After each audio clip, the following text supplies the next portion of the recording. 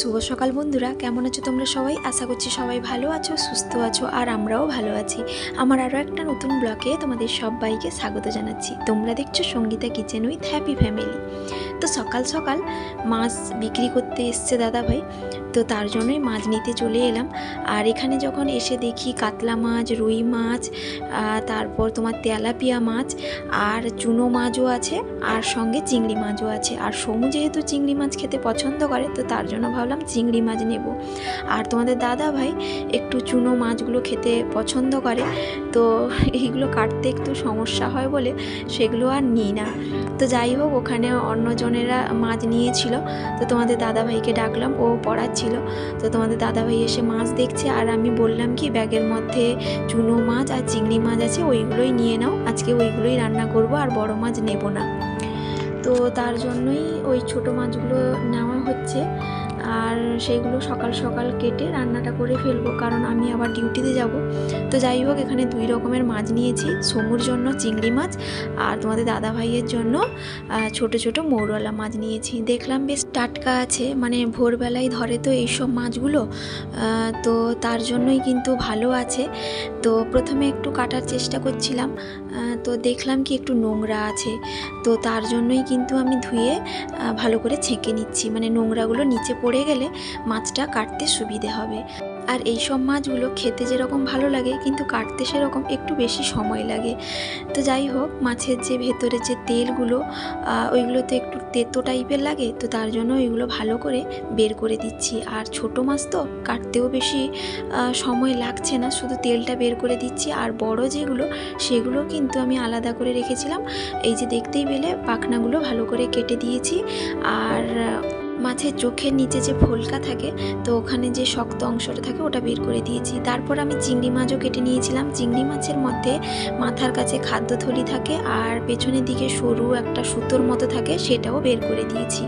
আর তারপরে মাছের যে দাঁড়গুলো ছিল, মানে চিংড়ি মাছের দাঁড়ের কথা বলছি, শেষ দিকে জিজ্ঞেস করলাম যে দাঁড়গুলো নিবে নাকি, তাহলে হয়তো তোমাকে দিয়ে দেবো, না হলে আমি ফেলে দেবো, কারণ ওইগুলো বেটে রান্না করার মতো আর আমার সময় নেই।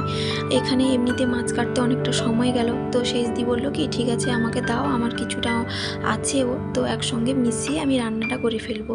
তো যাই হোক, মাছগুলোকে ভালো করে আমি আঁশ বের করে নিচ্ছি। আর এইসব মাছগুলো যত ধুবে তত কিন্তু আঁশ ভেতর থেকে বেরোতে থাকবে। তো যাই হোক, মৌরলা মাছগুলো ভালো করে ধুয়ে নিয়েছি। তো তারপর চিংড়ি মাছগুলোকেও ভালো করে ধুয়ে নিচ্ছি, আর চিংড়ি মাছের খোলসটা ছাড়িয়ে দিয়েছি, তার কারণ হচ্ছে সমু খেতে পারবে না, তো তার জন্য। আর এই যে দাঁড়গুলো রেখেছিলাম, এগুলো ভালো করে ধুয়ে নিচ্ছি, এগুলো শেষ দিকে দিয়ে দিব। তো তারপর কিন্তু চান করে রান্নাঘরে যেতে হবে, কারণ আমি ডিউটি যাব।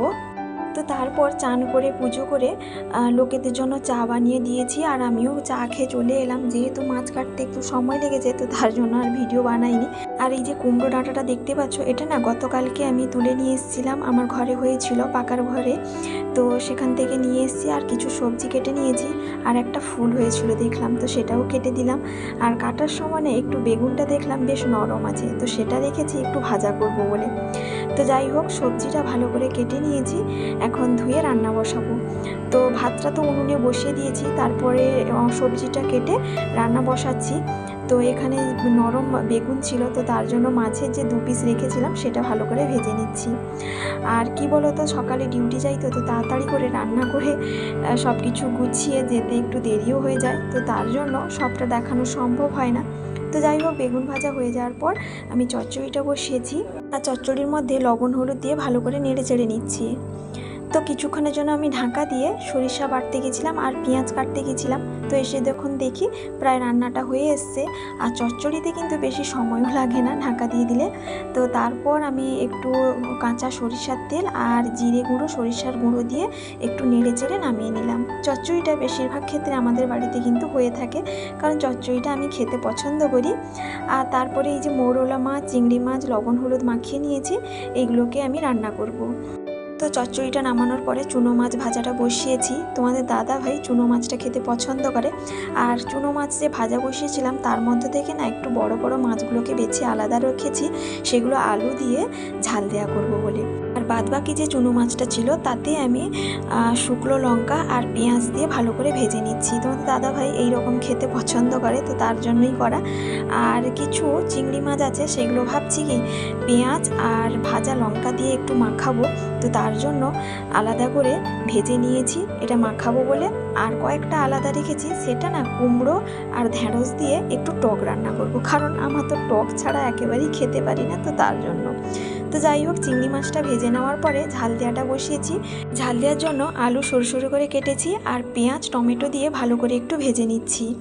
তো সরিষা যে বেটেছিলাম সেটা দিয়ে দিলাম, আর সঙ্গে দুটো চারমগজও দিয়েছি। দিলে কি বলো তো, খেতে বেশ ভালো লাগে, তো তার জন্যই চারমগজ দেওয়া। আর তারপরে ফুটে যাওয়ার পরে যে মাছটা আমি ভেজে রেখেছিলাম সেটাও দিয়েছি। আর তারপরে একটু গুঁড়ো লঙ্কা দিয়েছি আর কাঁচা সরিষার তেল দিয়েছি, কারণ কাঁচা লঙ্কাটা ছিল না, তো তার জন্যই দেওয়া। আর তার জন্যই কিন্তু আমি লঙ্কাটাও ভেজে নিয়েছি। আর লঙ্কা ভাজা দিয়ে চিংড়ি মাছের মাখাটা খেতে বেশ ভালো লাগে, তার জন্যই কিন্তু একটা শুকনো লঙ্কা ভেজেছি। আর এমনিতে কাঁচা লঙ্কা ছিল না, আর পেঁয়াজ কুচোনো নিয়েছি এটা মাখাবো বলে। আর তারপরে আমি চলে এলাম এখানে কুমড়ো কাটতে। তোমাদের দাদা ভাই গতকাল রাত্রিবেলায় এই কুমড়োটা নিয়ে এসছে। আমি বললাম যে আমাদের তো দুজন খেতে, সমু তো অল্প পরিমাণে খায়, তুমি কুমড়ো এরকম বড় নিয়ে এলে কেন, মানে গোটা কুমড়ো নিয়ে এলে কেন? তোমাদের দাদা ভাই বললো রাত্রিবেলায় বাজার করলে এইরকমই হয়, তোমার পছন্দ মতো কিন্তু কিছু পাবে না। আর তোমাদের দাদা ভাই দিনের বেলা বাজার করতে যেতে পারে না, তো তার জন্যই কিন্তু রাত্রিবেলা বাজার করতে হয় ওকে। তো দাদা ভাই বললো কি কেটে দেবে না, নিবে তো গোটা নাও, তো তার জন্যই নিয়ে এসছে। তোমাদের দাদাভাইকে বলেছিলাম ঠিকই, কিন্তু কাটার পর জানতে পারলাম কুমড়োটা কিন্তু বেশ সুন্দর। কুমড়োটা ছোট হলে কি হয়েছে, কুমড়োটা কিন্তু মিষ্টি হবে, দেখে বোঝা যাচ্ছে, কারণ কুমড়ো কাটার কাছে কিন্তু বোঝা যায়। তো যাই হোক, টকের জন্য কুমড়ো ঢেঁড়স কেটে নিয়েছি, আর এদিকে ঝাল দেওয়াটাও হয়ে গেছে। তো এখন নামিয়ে দিচ্ছি। আর এরকম ঝাল দেওয়া মাখো মাখো খেতে বেশ ভালো লাগে, তো তার জন্য কিন্তু বেশি জুস রাখিনি। আর তারপরে সমুর জন্য আলু মাখা করব, তো তার জন্য কিন্তু এখানে পেঁয়াজ আর লঙ্কা ভেজে নিলাম, কারণ সমুর এখন এমন হয়েছে প্রত্যেক দিন আলু মাখা চাই, তো তার জন্যই আলু মাখাটা করছি। আর এদিকে ঢেঁড়স আর কুমড়ো দিয়ে টক রান্না করছি, এতে চিংড়ি মাছও দেব, কারণ চিংড়ি মাছ টকে দিলে সমু খেতেও ভালোবাসে। আর একটু চিনি দিলাম, কারণ তেঁতুল টক তো একটু টক হবে, তো তার জন্য চিনিটা দেওয়া। তো যাই হোক, টকটা হয়ে এসছে, এখন নামিয়ে নিচ্ছি। আর কুমড়ো দিয়ে টক রান্না করলে কি বলো তো, বেশিক্ষণ ফোটালে ভালো লাগে না, কারণ কুমড়োটা বেশি সেদ্ধ হয়ে গেলে খেতে ভালো লাগে না।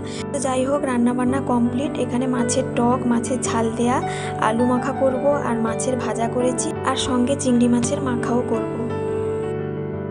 তো সব কিছু মাখিয়ে চলে এলাম খেতে।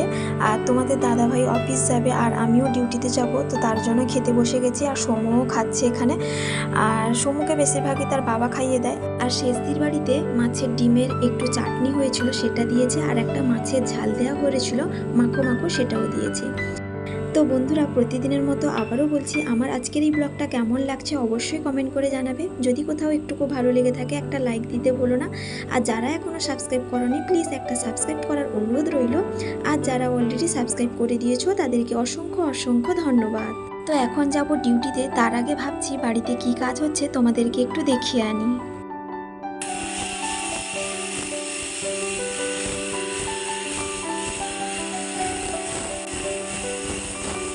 তো বন্ধুরা, এখন হচ্ছে বিকেলবেলায়, আমরা সবাই ডিউটি থেকে বাড়ি চলে এসেছি। তো এখন এই যে বাড়িটা দেখতে পাচ্ছ, এটা হচ্ছে আমাদের মাটির বাড়ি, এটা হচ্ছে 3তলা বাড়ি।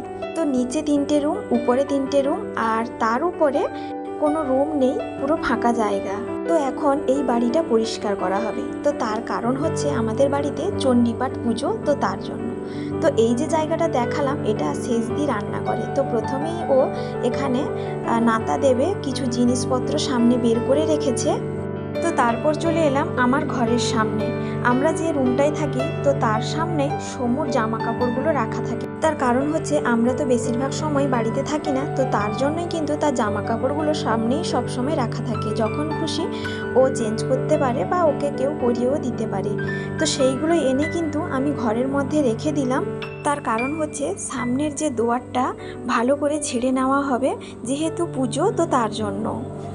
তো এদিকে সেচ দিয়ে অনেকটাই নাতা দিয়ে ফেলেছে, যেহেতু আমাদের মাটির ঘরটা একেবারে পাকার বাড়ির মতো, তো তার জন্য নাতা দিতেও বেশি সময় লাগে না। তো দেখতেই পাচ্ছ সেচ দিয়ে কিন্তু অনেকটা ভালো করে নাতা দিয়েই ফেলেছে। তো তারপর এদিকে প্রথমেই কিন্তু তোমাদের দাদা ভাই বাইরের যে দোয়ারটা আছে ওটা ভালো করে ঝেড়ে নিচ্ছে। প্রচণ্ড পরিমাণে ফাঁদ হয়েছে, তো তার জন্যই ভালো করে ঝেড়ে নেওয়ার পরে এদিকে তোমাদের দাদা ভাই কালারিং কাগজগুলো ভালো করে তুলে নিচ্ছে। তার কারণ হচ্ছে গত বছর যে পুজো হয়েছিল এইগুলো ভালো করে চেটানো ছিল, তো কিছুগুলো উঠে গেছে, কিছুগুলো ছিল, তো সেই জন্যই সে তুলে দিল। এই বছর আবার হয়তো লাগানো হবে। আর তারপরে ভেতরের যে দোয়ারটা ছিল ওটা ভালো করে পরিষ্কার করে নিচ্ছে। প্রতি বছর কিন্তু তোমাদের দাদা ভাই একইভাবে ঘর দোর পরিষ্কার করে থাকে। ও ভালো করে ঝেড়ে দেয়, তারপর আমি নাতাটা দিয়ে দিই। আর গত বছর পর্যন্ত আমরা কিন্তু এই বাড়িতে 3 জন ফ্যামিলি থাকতাম। অ্যাকচুয়ালি আমাদের কিন্তু বলতে গেলে 5 জন ফ্যামিলি থাকার কথা। 2 জন দিল্লিতে থাকে, 3 জন আমরা এখানে থাকি। 3 জনের মধ্যে গত বছর বড়দি নতুন পাকার বাড়িতে চলে গেছে, তো তার জন্য বড়দি আর এইখানে পরিষ্কার পরিচ্ছন্ন আর এবছর করছে না। শুধুমাত্র আমরা যে 2 জন ফ্যামিলি থাকি আমরা 2 জনই করছি। আর বড়দি যেহেতু পাকার বাড়ি হয়ে গেছে, ওই পাকার বাড়ি তো পরিষ্কার অবশ্যই করতে হবে। তো যাই হোক, তোমাদের দাদা ভাই ভালো করে ঠাকুর ঘরে যে দুয়ারে কালারিং কাগজ লাগানো ছিল ওইগুলো ভালো করে তুলে পরিষ্কার করে নিচ্ছে। এদিকে দেখতে পাচ্ছ কিছুটা অংশ ভেজা, তার কারণ হচ্ছে কার্পেট পাতানো ছিল, তার উপরে একটা খাটও পড়েছিল। তো তোমাদের দাদা ভাই বললো কার্পেটটা একটু তুলে দিই আর খাটটা একটু সরিয়ে দিই, দিলে কি বলো তো জায়গাটা বড় হয়ে যাবে, দিলে একটু ভালো হয়। তো যাই হোক, এখন আমি নাতা দেব, তো তার জন্যই আমি বালতিতে করে মাটি ভিজিয়েছিলাম। তো তোমাদের দাদা ভাই বললো এতে কিন্তু 2 বার নাতা দিতে হবে, তো তার জন্যই কিন্তু আমি সঙ্গে সঙ্গে নাতাটা দিয়ে দিচ্ছি। যেহেতু এই অংশটা ভেজা আছে, তো তার জন্যই কিন্তু আগে একবার নাতা দিয়ে দিচ্ছি। আর যেদিন পুজো হবে সেই দিন তো সকালবেলায় পুরো বাড়ি নাতা দিতেই হয়, যেহেতু ওই দিন ঠাকুর আসবেন বাড়িতে। তো তার জন্যই কিন্তু প্রতি বছর ওই পুজোর দিন পুরো বাড়ি নাতা দিতে হয় আমাদেরকে। আর আমাদের বাড়িটা যেহেতু বালি আর মাটি দিয়ে তৈরি, তো তার জন্যই কিন্তু নাতা দিতে বেশি সময়ও লাগে না এবং কষ্টও হয় না।